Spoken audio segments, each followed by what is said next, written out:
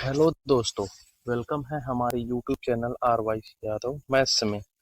आज हम यूपीएसआई के प्रीवियस ईयर हिंदी लेके आए हैं। उसको ध्यान से देखिएगा कि प्रीवियस ईयर जो पेपर हुए थे 2021 में उसकी हिंदी कैसे आई थी, ठीक है ना। लेबल कैसा था। आप हमारे यूट्यूब चैनल पर अगर नए हैं तो चैनल को सब्सक्राइब जरूर करिए।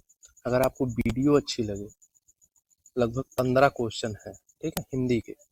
अब मैं इसे 2 पार्ट में लाऊंगा, 40 क्वेश्चन को 2 पार्ट में लाऊंगा, ठीक है ना। इसको ध्यान से देखिए।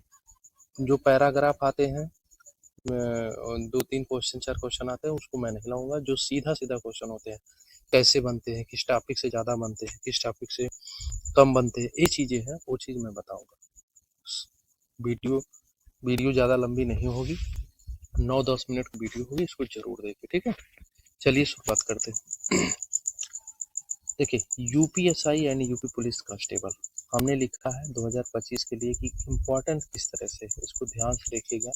इम्पोर्टेंट भी है 2025 के लिए। चलिए पहले क्वेश्चन से, ये हिंदी टॉपिक है। पहले क्वेश्चन में क्या है, इनमें से कौन सा वाक्य इनमें से कौन सा वाक्य अकर्मक क्रिया का उदाहरण नहीं है। देखिए पूछ रहा है नहीं वाले पे आप विशेष ध्यान देंगे। नहीं वाली चीजें आदमी भूल जाता है, इसलिए गलती कर देते हैं। तो नहीं वाली चीजें विशेष ध्यान रखें कि क्या पूछा जा रहा है, ठीक है। देखिए पूछा जा रहा है अकर्मक क्रिया कौन सी नहीं है। एक होता है सकर्मक, एक होता है अकर्मक। मैं आपको थोड़ी सी ट्रिक के माध्यम से बता देता हूँ कि सकर्मक कैसे आप कहेंगे कि ये सकर्मक है। जैसे आप प्रश्न पूछेंगे, आपको उत्तर मिल जाएगा, तो आप कहेंगे सकर्मक है। इसको थोड़ा ऊपर ले जाते हैं, ठीक है।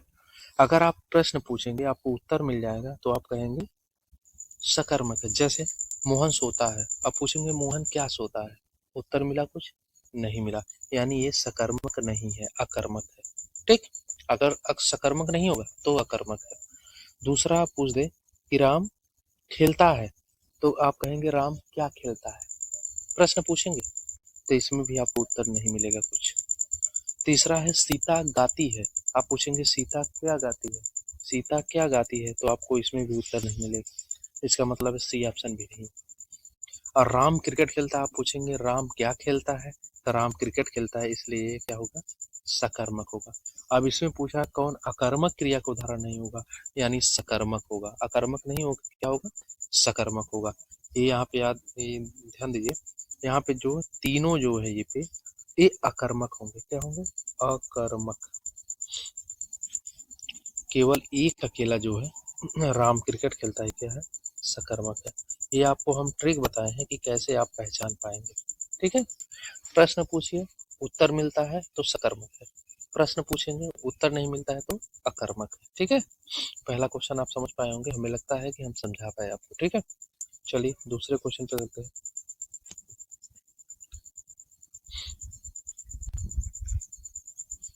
दूसरा क्वेश्चन है, इनमें से किस पुस्तक को व्यास सम्मान प्राप्त हुआ था। पूछ रहा है कि चारों में से कौन ऐसी पुस्तक है जिसे व्यास सम्मान से सम्मानित यानी व्यास सम्मान मिला था। कामायनी जयशंकर प्रसाद की रचना है, मधुशाला, व्योमेश व्योमकेश दरवेश, चौथा है आनाम दास का पोथा। इसमें से आप बताएं, अगर आपको पता है कमेंट बॉक्स में जरूर लिखते हैं, लिखने से याद होता है। मैं बार बार कहता हूँ लिखिए, लिखने से आपको याद हो। इसमें हो जाएगा सी ऑप्शन हो जाएगा, व्योमेश नहीं, व्योमकेश दरवेश। इसको जो है व्यास सम्मान मिला था, ठीक है। चलिए तीसरा क्वेश्चन क्या है। तीसरा क्वेश्चन है, इनमें से कौन सा शब्द उदय का विलोम है। उदय का विलोम क्या है। डूब जाना, डूब, अस्त, प्रकट, परोच, ठीक है ना। तो यहाँ पे हो जाएगा उदय का, उदय मतलब होता है उगना, अस्त मतलब होता है डूबना। तो उदय का डूब नहीं होता, अस्त होता, उदय का अस्त हो जाएगा, ठीक है ना। चौथा क्या क्या हो जाएगा, उदय प्रकाश इनमें से किस विधा के चर्चित लेखक हैं। उदय प्रकाश इनमें से किस विधा के चर्चित लेखक हैं। पहला है कहानी, दूसरा है निबंधकार, तीसरा है नाटककार, चौथा है महाकाव्य। तो इसमें हो जाएगा पहला कहानी। उदय प्रकाश कहानी विधा के चर्चित लेखक हैं। चलिए 5वां नंबर क्वेश्चन क्या है? 5 है, इनमें से 16 मात्राओं वाला छंद कौन सा है? पूछ रहा है इनमें से कौन सा ऐसा छंद है जिसमें 16 मात्राएं होती? दोहा, रोला, घनाक्षरी, चौपाई। बताएं। तो इसमें हो जाएगा चौपाई। चौपाई में 16 मात्राएं होती हैं। ठीक है, चौपाई में 4 चरण होते हैं। चौपाई में 4 चरण होते हैं और चारों चरण में 16-16 मात्राएं होती है। दोहा और रोला एक दूसरे का उल्टा होते हैं और इसमें 11-13 की यति होती है। ठीक है ना, 11-13 की यति होती है। इनमें से किसका उच्चारण स्थान कंठ है? अगर हमारी आप वर्णमाला वाली वीडियो नहीं देखे हैं तो हमारे चैनल पर जाकर @RY यादव मैथ्स में जाकर वर्णमाला की वीडियो देख लेंगे। बहुत ही अच्छे से हमने समझाया उसमें। ठीक है, कंठ में हमने क्या बताया है? क ख ग घ अंगा। हमने कंठ में बताया है क ख ग घ अंगा। और हा भी कंठ है। छोटा आ और बड़ा आ ये भी क्या है? कंठ है। तो यहाँ पे देखेंगे क ख ग, तो ग क्या हो जाएगा? कंठ हो जाएगा। इसमें देखिए ता क्या है? ता हो जाएगा दंत। ठीक है ना, ता हो जाएगा दंत। चा क्या है? चा हो जाएगा तालु। पा क्या है? पा हो जाएगा ओष्ठ। जब आप पढ़े रहेंगे तभी आपको पता चलेगा कौन क्या है। तो इसमें हो जाएगा option C. C is right answer, यानी गा। आगे चलते हैं 7 नंबर क्वेश्चन। शब्दों की आवृत्ति इनमें से किस अलंकार की होती है? शब्दों की आवृत्ति इनमें से किस अलंकार की होती है? यमक अलंकार, अनुप्रास अलंकार, श्लेष अलंकार या वक्रोक्ति अलंकार, किसमें होती है? तो इसमें हो जाएगा अनुप्रास अलंकार। अनुप्रास अलंकार में शब्दों की आवृत्ति होती है। ठीक है ना। चलिए 8वां क्वेश्चन। 8वां है, यथा संभव में इनमें से कौन सा समास है? आपको समास बताना है। अव्ययीभाव समास है, तत्पुरुष समास है, कर्मधारय समास है, बहुव्रीहि समास है। तो इसमें हो जाएगा अव्ययीभाव समास। अब जल्द ही हम समास की वीडियो एक लाने वाले हैं। संधि भी हम पढ़ा चुके हैं, उसको ध्यान से देखिएगा जाकर। अब समास की वीडियो लाएंगे, उसको भी अच्छे से समझाएंगे, अच्छे से समझिएगा। ठीक है, अव्ययीभाव समास, यथासंभव में अव्ययीभाव समास है। चलिए आगे चलते हैं। 9 है, प्रयत्न के आधार पर ला किस प्रकार की ध्वनि है? प्रयत्न के आधार पर ला किस प्रकार की ध्वनि है? उत्क्षिप्त है, प्रकंपित है, संघर्षहीन है, पार्श्विक है। तो यहाँ पे याद रखिए प्रयत्न के आधार पर जो है ला जो है ये क्या है? पार्श्विक है। प्रकंपित क्या है? प्रकंपित रा है। रा को क्या कहते हैं? प्रकंपित। प्रकंपित कहें चाहे इसी को हम लुंठित कहें, लुंठित व्यंजन, लुंठित व्यंजन आ रहा है, इसी को हम प्रकंपित कहते हैं। पार्श्विक व्यंजन ला है। अर्धस्वर क्या है? या और वा है। वर्णमाला वाली वीडियो जरूर जाके देख लें। ठीक है, चलिए आगे चलते हैं। 10 नंबर क्वेश्चन क्या है? इनमें से घुमक्कड़ के रूप में प्रसिद्ध लेखक कौन है? घुमक्कड़ के रूप में प्रसिद्ध लेखक कौन?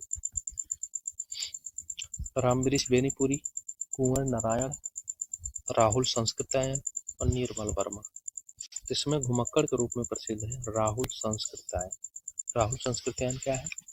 घुमक्कड़ के रूप में प्रसिद्ध है। चलिए आगे चलते हैं। 11 नंबर क्वेश्चन क्या है? इनमें से कौन सा शब्द अशुद्ध है, यानी गलत शब्द पूछा है।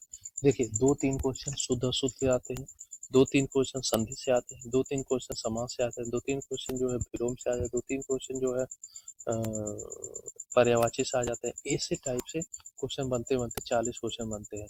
एक पैराग्राफ दे देगा 3-4 क्वेश्चन, उसमें आपको छांट कर लिखना होता है। ठीक है ना। तो अशुद्ध शब्द पूछ रहा है। संतुष्ट, पृष्ठभूमि, शूर्पणखा, ज्योत्सना। ज्योत्सना तो बिल्कुल सही शब्द है, संतुष्ट भी सही शब्द है, और सुपर्णखा भी सही है, लेकिन पृष्ठभूमि गलत है। आप कहेंगे यार पृष्ठभूमि तो सही लिखा है, आप गलत क्यों बता। देखिए पृष्ठभूमि नहीं होता है, पृष्ठभूमि होता है, पृष्ठभूमि, इसलिए जो ये गलत है। पृष्ठभूमि लिखा होता तो सही होता, लेकिन उससे पूछा कौन अशुद्ध है, तो पृष्ठभूमि नहीं होता, पृष्ठभूमि होता है। ठीक है। 12 नंबर क्वेश्चन क्या, इनमें से कौन सा शब्द तत्सम है। तत्सम मतलब होता है जो संस्कृत से जैसे के तैसे प्रयोग मिलाए जाते हैं, उसे हम तत्सम कहते हैं।